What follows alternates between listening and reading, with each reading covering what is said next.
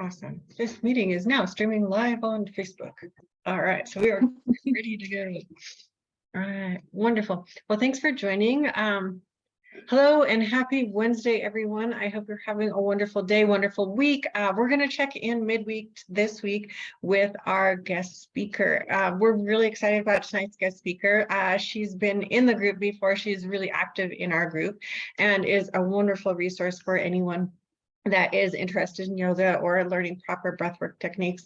But just want to take a moment and introduce Mariah to you again for those of you that don't know her. I know we've got a lot of new faces in the group, but Mariah is going to join us tonight and speak a little bit on her journey with yoga. So thanks. Hi. Yeah, thank you for the intro. Really. All right. Well, my name is Mariah. You've seen me probably in the group before, and perhaps you've even taken some of my meditation classes. Clarissa actually asked me to come here to talk about my journey to yoga and then kind of moving on to dealing with yoga for stress and trauma management, different techniques there. So we'll get into that as we move forward. And then I'm going to end today with a little Q&A and then meditation. So hopefully there's something for you here, and I will be happy to answer any questions here. I'll leave some time for that towards the end. So let me tell you a little bit about how I got to where I'm going. We're all on a journey, and I always think it's really interesting to hear about other people's stories. So here's mine. I had first heard about yoga, I think in high school, but it was like a weird hippie thing. I don't know what I thought it was. My father actually said, yoga, isn't that thing with the nose and the string? And I had no idea what he was talking about. Turns out it's called yoga nidra, netra, I think. And it's like an Ayurvedic thing where you put a string through your nose, and it's a cleaning technique, but I didn't know that until well into my training, and I don't know where he heard that. But I did in college. My first year of college, I started taking a yoga class. I had to take a physical education class, and I took a yoga class with a dance teacher. I honestly have no idea if she had certification or not. I don't know. She definitely had background in dance, but I loved the class. She was a full-fledged hippie for sure. And I would leave these classes feeling really rejuvenated, really excited about health and wellness and connecting to myself. And those were, I think, seeds that had always been planted in me. But something about that class, I would go home from it and try and find the healthiest thing to eat. I don't know why, but I was like, this is my new lifestyle. But it took me a long time because I didn't have an education or a background in that kind of thing.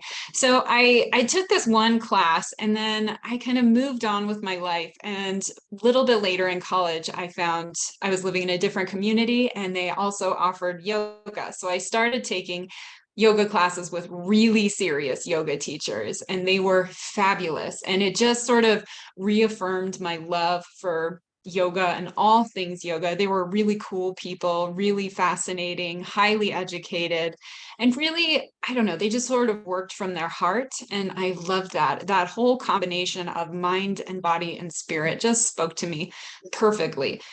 And I had one of my teachers in that class encourage me to be a yoga teacher. And I was like, I would love to, but I'm working on this degree. I didn't really have time to fit it into my schedule. So I kind of stuck a pin in it. And I was like, I'll probably do that in a couple of years. And that was when I was maybe 24, 23. And I'm going to skip ahead just briefly here and say that I didn't get my teaching certification until I was in my 40s. So if you have a dream, maybe start it earlier than I did. But I did, after those classes, I continued to do yoga. So I've been doing yoga for decades now. But I really, I think, put it on the back burner, always knowing that I could come back to it. I would take online classes. I would go to in-person classes when I could, but I was a poor college student and then a poor grad student. And finally, after graduating, I went to a class in a town where I was living, and I started regularly practicing there. And then I started a regular home practice. And so I had a good, healthy yoga situation happening. And it was all well and good, but it didn't really have that special something that yoga really can have. I think I was looking at it too much as a body practice for the physical benefits, which of course there are physical benefits to yoga, but it wasn't until I had a real series of events in my life that I turned to yoga as something different, as something bigger than just a physical practice. So it started with some losses in our family, and they were pretty rough losses. And then my husband was laid off. We had to move and sell our house and move away from friends and family. And on the day that we were moving, I was in a car accident. It was with my daughter, and I was pretty severely hurt. And for a period of time afterwards, I had a very limited mobility. I was having difficulty lifting my legs to go up the stairs. And so as I was recovering, I started turning to yoga. First, I started turning to yin yoga, which is really, really restorative poses with support. Well, and I started doing yin yoga as I was healing, and then I built on that, and I got really serious about it. And I kept talking to my husband more and more, like, I need to do this. I need to do this. We moved and ended up here in New Mexico. And then I was like, this is the year. This is the year, 2020. COVID hit. And it was just awful. It was the worst timing. So it wasn't going to happen during COVID. And we had more losses, more trauma in our family. And I was just feeling really, really, really down. I think everybody was feeling down during COVID times, but it was a very low point in our life. We had lost my mother-in-law, and we were dealing with a whole slew of other things. And my husband, my sweet husband, encouraged me, and he said, you need to sign up. This will be good for you, because he could see I was depressed. He was also. And I said, no, I can't do that. And he basically said, you have to. You've been talking about it for so long. And so I did. And, I knew you by then, Clarissa, and I started my teacher training, and I loved it. I really flourished. I think that what finally hit the mark for me was this connection that extends beyond the body, and realizing that we are so many things. It's a sort of combined effort. When you really look at Ayurveda and yoga together, which I'm an Ayurvedic specialist now, we really look at the whole person and design yoga to help the individual. And I needed that so much at that time. And it came to me at just the perfect time in my life. And I learned some techniques that helped me to get out of my own self and my own depression. So when you are feeling really down, your vision gets really myopic. You think about my feelings. How has life been so hard to me and for me and on me? And you maybe don't have room for other people and their problems, and you're just kind of in a survival mode. And through yoga, meditation, Ayurveda, and pranayama, which is breath work, I was able to kind of pull myself out at really dark place. And so I finished my teacher training, felt great, and I wanted also really love the history of yoga and learning where it came from. Why are we doing this still? Is it okay to practice as a white woman? Because it is not my culture. And ultimately, I concluded yes, as long as I'm not innovating, I am just sharing with others what I have learned and keeping true to what I've actually learned. So yes, I've done all of those things. I continued, and now I have my 500-hour yoga teacher training. And again, I mentioned Ayurveda. So briefly, Ayurveda is the sister science of yoga, is translated into science of life.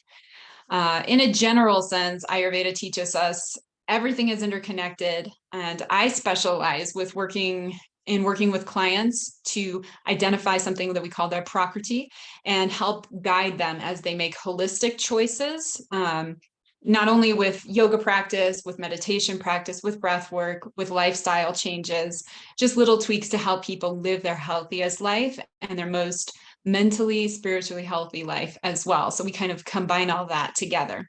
And now the reason that I've been asked to come here is I'm talking about how yoga is really helpful to me for managing stress and trauma, but also how it can be helpful to you. So let's just say real quick, all exercise is good for stress unless you're doing too much. If you're overdoing it, you're going to create more stress for yourself. But all exercise helps relieve stress by lowering those stress and inducing hormones like cortisol and increasing production of those feel-good hormones and like increasing endorphins and stuff like that. Those are the buzzwords we know, and that's all we really need to know.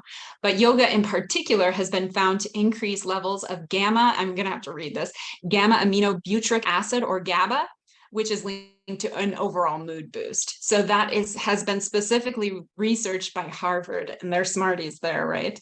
So those smarties know what they're talking about, and they've linked that to specifically to yoga.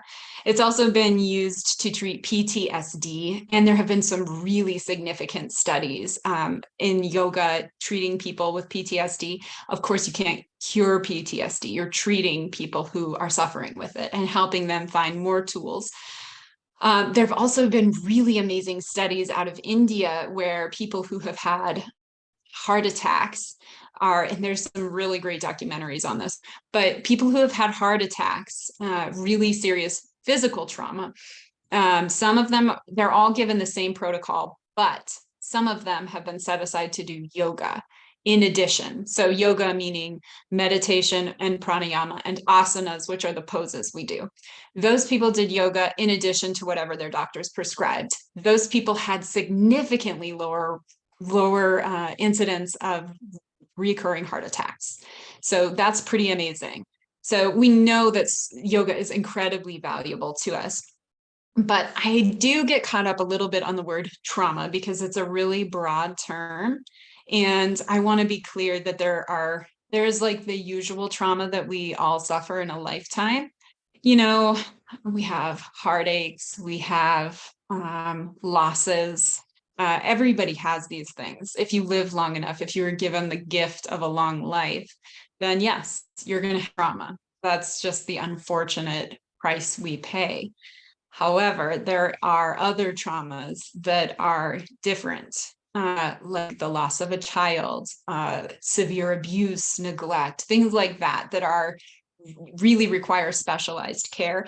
There is yoga informed trauma, and there are yoga teachers who have been certified to deal in that area. That's not my certification, so I'm not speaking toward that. If that is something that you are experiencing, yoga absolutely can help you. However, I would really urge you to reach out to a yoga-informed trauma instructor who would work with you one-on-one as opposed to in a group setting, which most yoga teachers do. So I think that's a really important distinction to make. Now, how do we use yoga to treat the average trauma? I would say number one is breath work. This is something that we use when we are in real trauma, like say you're having a panic attack. The number one thing you can do, and this has been incredibly helpful to me, is breathe. I know you're like, duh, I'm gonna breathe. Yes, but in yoga we use our breath as a guide. So our breath is our first sign of life, right? When a baby is born, what is the first thing we look for? Obviously the body, but we have a baby. What are we waiting for? We wait for that first breath. When we see it, oh, okay. That's also the last thing we look for, right? When somebody has passed, we look for that final breath. That is a sign of life. So with that in mind, ancient yogis, they knew when you're stressed, what do? You take short, shallow breaths. I found myself at a position after actually several car accidents. I had been in car accidents that were out of my control. I was having really intense PTSD and overwhelming anxiety in cars. And I would get to a point where I was absolutely having like a panic attack. And I would sit like this in a car and go like thinking I was going to pass out if I saw heavy traffic or brake lights suddenly. And I now use yoga and pranayama to help me. There are loads of types of pranayama. One that I'm using this summer is Shitali. It's a cooling breath. So I'm going to share that with you now. And there's a couple ways to do it. It's a cooling breath, but it's also cooling for hot emotions. So this works if you're hot, like we are here, right? It's crazy hot, but it also works for when you're emotionally feeling maybe charged. So the way Shitali works is you make a tube with your tongue. I'll do it, but you don't have to. Like that. And then you breathe in, filling your lungs to maximum capacity. And then you take your tongue and flatten it out and push it to the roof of your mouth and exhale through your nose. So you sit with a calm, relaxed posture. You might be doing this as you're freaking out. Sit and force your body to be in a relaxed pose, tongue out. And if you're like, I'm not doing that with my tongue, just hold your tongue between your teeth or make a little O shape with your mouth. Inhale. You can close your eyes and then just slowly, slowly exhale. Inhale. Pausing and then exhale. Do like 5 or 10 rounds of breathing like this, and you'll immediately calm down. It's really amazing how fast this works, and I really urge you to try it. It's great if you're feeling stressed out. Another option, and I use this in the car because you can't really close your eyes, or driving around going, maybe it's a little too much for you. And another one that's maybe a little less physically apparent is Nadi Shodhana. So you can take 2 fingers and close your right nostril. And obviously you have to have clear nostrils for this. So if you're congested, I'm sorry, this isn't for you. Close off this right nostril. Inhale through your left nose. All the way to the top. So your lungs are fully expanded, and think about the lungs expanding in the front of your chest, but also in the back of your chest, your diaphragm expanding down so your belly will extend out, really, really fill up. So, and then when you're at maximum capacity, pause, switch, and you can do this or you can do this. It doesn't really matter. Just close off the left nostrils now, and you're still holding it. You're paused, and then you exhale fully, fully, fully, all the way like you're wringing out a dish rag, pausing on empty, inhaling on the right side, all the way to the top, switch, exhale out. Just going through that. First of all, it will calm you. Your breath is telling you you were intense, and now you're breathing like a calm person. This is wonderful. I do this kind of breathing. I also do even inhale, exhale. I'm suffering from anxiety at night. So breathing in for a count of 4, pausing for a count of 4, exhaling for a count of 4, pausing. That it's called square breathing. You can also do triangular, inhale, exhale, pause for whatever works for you. Those are really great for times at night when you feel insomnia and you want to do like a breathing situation where your hands are doing things and you're just laying in bed and want to calm down. I do that a lot. It also mimics sleep breathing and it helps calm your whole system. So those are a few really great techniques to use to help control your breathing because your mind follows your breath. That's a really important key lesson to take from this. Your mind always follows your breath. If you're wondering what your mind is doing, look at your breath. If your mind is crazy and chaotic, your breathing is sure to be. And that's why in yoga, you'll be cued over and over, breathe in, breathe out, breathe in, breathe out, because people tend to fling themselves from one thing to the next. It's a good reminder to not fling yourself, just like in life. You have to move with intent to the next thing, one thing to the next, slowly and with control. And it can be really challenging. So using your breath as the guide is the key, absolutely a key. So using breathing practices to help with immediate anxiety. The other side of the coin is meditation. Meditation is great for going a little deeper, looking for the key causes, what's going on. Not that you'll have to really explore that, but sometimes just tuning inward can help you find some answers. Maybe answers you don't want to find right away, But one thing, and I'm going to lead you through this meditation here once we've gone through a few minutes of one of the most profound meditation techniques I have discovered is it's Buddhist as well as yogic traditions. And the watcher is basically a way to disassociate yourself from your own body. So we have a chant that we do. Basically, it gives you the ability to observe yourself from outside while still being in yourself. I know it sounds a little, I don't know, kooky, but it's a really great way to remember that you're just a human having an experience and you're not married to this moment. You are a human having an experience. You can give yourself a little grace. You don't have to get so intense. And so when we use this particular watcher practice and this mantra, it helps kind of release you from some of the, I don't know, the things that we hold ourselves to in society. We use this mantra. I'll tell it now, I guess. I am not this body. I am not this mind.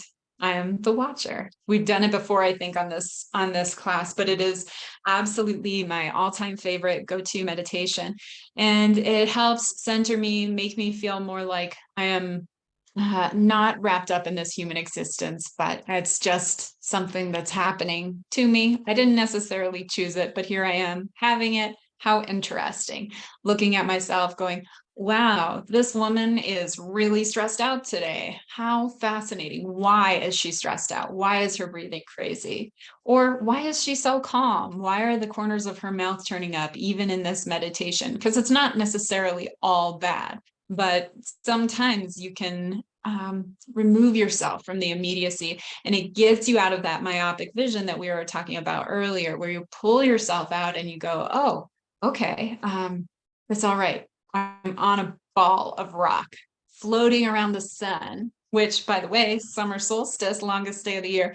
I'm on a ball of rock orbiting the sun in the vastness of space. It's all just crazy. And I don't know, there's something good about that type of perspective. But before I lead us in meditation, I don't know, is there any questions? You have a question? Does anybody else have a question? I'm trying to look here. I don't see any. It looks like we've got a good amount on Facebook watching. So if you do have a question, go ahead and pop it in real quick. Yes. I wanted to ask, you mentioned that you had a home practice, and I knew that. But if someone wanted to start a home practice, what would your advice be for that? I know it's can be hard for people to set aside time to do any sort of movement at home. Yes. So especially if you don't have any yoga experience, it's totally intimidating. So what I recommend is going to YouTube and look for easy yoga practices. Don't do anything advanced. If it says Ashtanga, don't do it. If it says Power Yoga, Core Power Yoga, don't start. Start with simple Yin or Hatha yoga. They will help you learn poses or the asanas more fully. You'll hold these positions longer and you can explore them, but definitely so YouTube is my number one recommendation. After that, you can go to your library and check out books. And if you have the ability or the interest, you could also take a class. Maybe you're not ready to commit or afford taking classes regularly. It's going to be pretty darn pricey. You can instead just go take one class, see how it's structured, pick up the key components, and then maybe you get a book. Maybe you go online and look up sequences. I save sequences all the time that inspire me onto my Pinterest board, because you can find just picture, like do this, this, and this. Or if you have a pose that you're not sure, you can search it and say, how is this supposed to be? Like if you down dog, which is one I think most people have done, and you aren't sure you're doing it correctly, you can just use the magic of the for them to tell you. Press your weight into your hands, lift your hip points to the ceiling, make sure your weight is evenly distributed. Those are all just amazing tools. But number one, go to YouTube, look up super easy 15-minute yoga class, and that'll get you going. Awesome. I think that's super solid. I still don't see any questions in the Facebook group, so All right. if you proceed with your meditation, we can do that. Oh, I see one. Love more of your sessions. How can I see more? Okay. I don't know. We were talking about doing some more meditations here. So I think that we're working towards that here in the coming weeks. So look for some nice meditations here on this channel or Facebook page, because I'm looking forward to it. I've already started writing up some nice new meditations. Nice. And with that, we'll stay tuned, but I will be more active here in this group too in the coming days and weeks. So hopefully we can all connect that way. So shall we? Are we ready to get to it? Let's see, I'm checking. Yeah, I Okay. guess you're getting more than I'm getting. I've been having trouble getting notifications when we're on the lives, and I don't know why. Because the internet. I'm seeing, yeah, you've got a little bit of a catch. So anyway, I will lead us here through meditation. And then at the end, before we sign off, I will check and make sure if there are any questions. So if you're still in, I will check again before I sign. Okay, perfect. All right, so wherever you are, if your screens are turned off, that is fine. You can watch me and not have to show yourself. But we are going to close our eyes, sit back, or you can lay down. If you're in your room and you can hear me, just get cozy and lay down. And we're just going to check in with our breath here. So first and foremost, do a quick assessment of what your breath is telling you.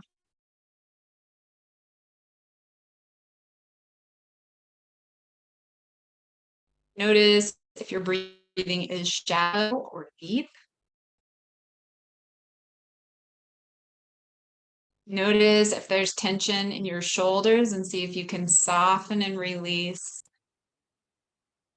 And before we get going, let's draw a few circles with our nose. So I say circles with our nose so that we're more slow and controlled here. First one way, and then reverse it, noticing any cracks and creaks in your neck. That's fine, as long as it doesn't hurt. And if you find a little spot, just maybe nod into it for a moment. Coming to stillness, let's release the tension in our jaw. If your jaw is prone to being really tense, you can even take your fingers and just kind of rub your jaw muscles here. Letting your tongue from the roof of your mouth. This can feel really strange if you're not used to it, because your tongue is usually pretty tight and tense in your mouth. Just seeing if you can soften it.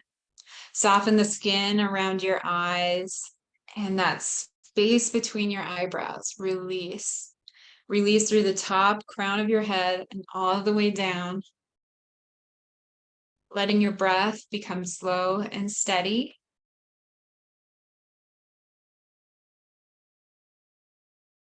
Try to make your inhalation as long as your exhalation.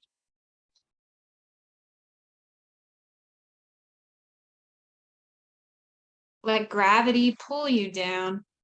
So I really want you to let it just do its thing. Softening, don't resist. Let your muscles relax.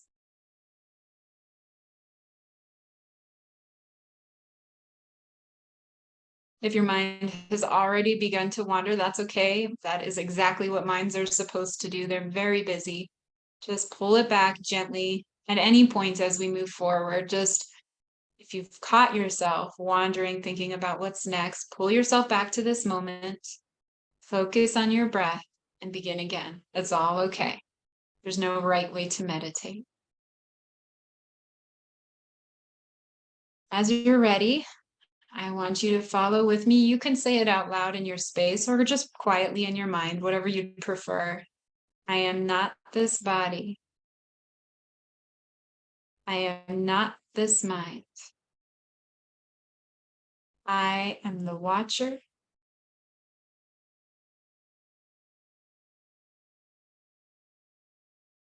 I am not this body. I am not this mind. I am the watcher. Continue to repeat that in your mind, following your breath. And I will call you back when it is time.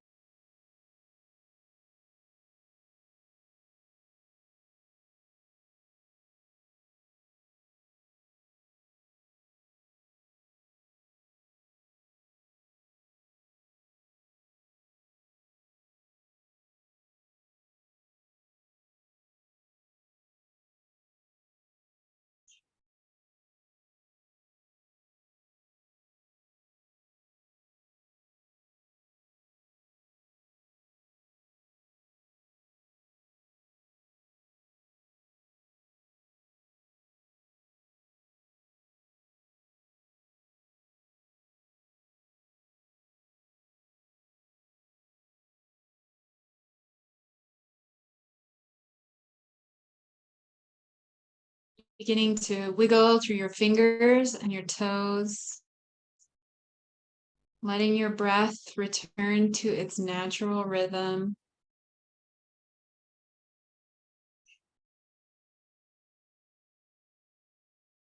If you were laying down, you can gently roll to one side and make your way back up to a seated position, or you can stay lying down, that's fine too.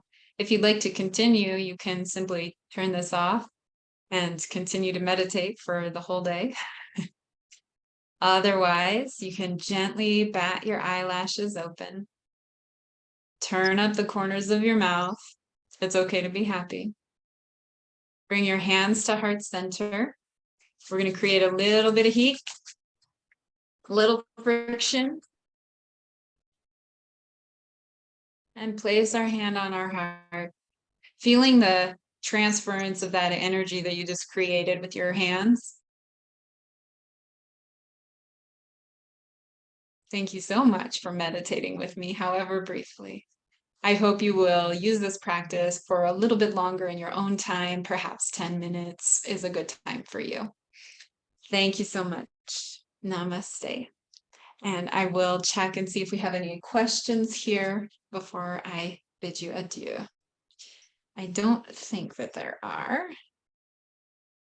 I'm still here. I just we don't turned have my any further. off. You're still there. Yeah. I just the quality got bad, so I turned the camera off so it's not pulling so much data. But thank you for joining us. I enjoyed that meditation. It was very nice. Yes, it's a really great one. Yeah, it is. Thank you so much for having me. Absolutely. It was wonderful.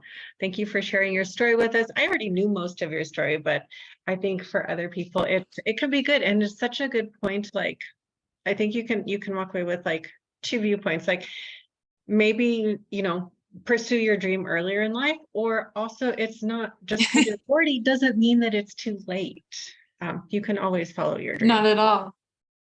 So always, but don't delay them if you don't have to. Right? That's so true. All right. Thank you so It's much. also a tenet of yoga. You are here and it is now. That is true. All right. Thank you so much, Mariah. I appreciate it. Have a wonderful rest of your night. And for everybody in the group, have a wonderful rest of your day, rest of your week, and we'll see you all Monday night. All right. Bye. Thank you so much. Bye. Bye.